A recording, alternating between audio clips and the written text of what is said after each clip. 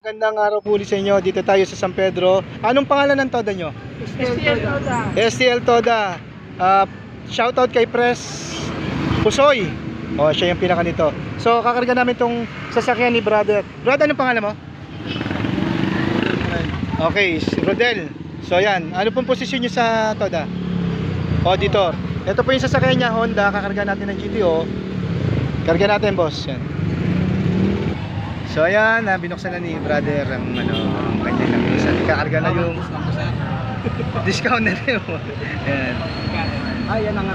So yan, kinakarga na. Mararanasan niya yung magandang hatak, arangkada, titipid sa gasolina, and then wala na po tayong draining o wala na pong change oil. Yan po. Lahat po yan. Sa unang karga, isang buo. Sa susunod, kalahati na lang. Pwede. Oo. Pwede ring buo, kasi naman araw-araw yung ginagamit to. Kung nakakatipid ka ng gasolina, isang buo muna. Wala naman siyang overdose. Kasi ano siya, plant-based oil siya. Yan, plant-based oil. Yan ang mga ating mga witness. Magkano, sir? Sige, todo mo. Yan, usok ko, lumalabas yung usok ko.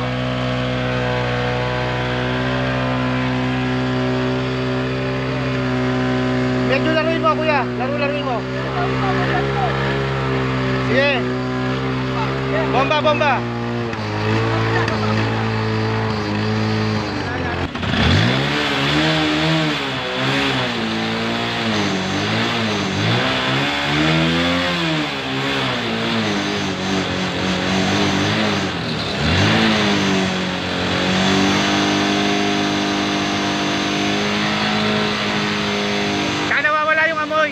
Yung amoy ng gas, mawawala yun.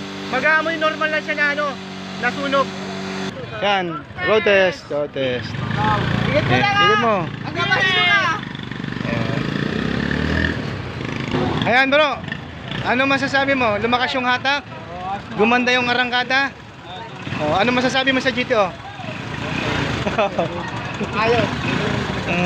Ayan. Salamat GTO. Shoutout kay Pedex. Okay.